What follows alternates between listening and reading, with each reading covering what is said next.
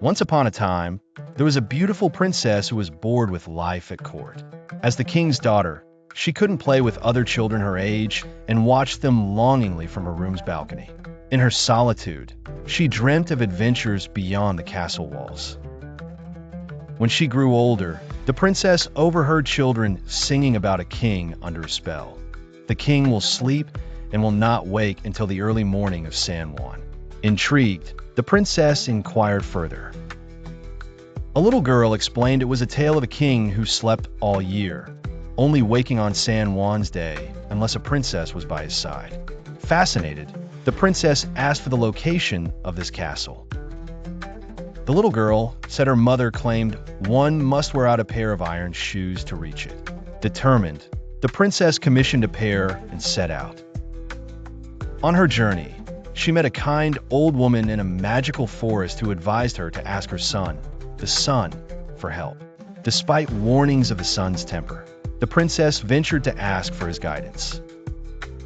Although the sun could not help, he suggested his sisters, the stars, might know.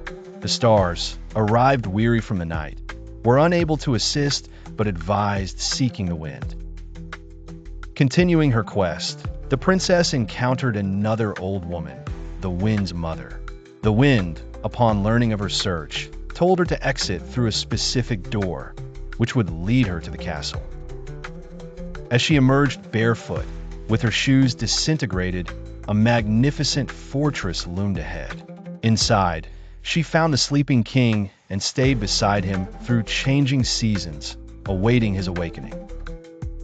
On San Juan's day, tempted by distant music, she briefly left the king's side.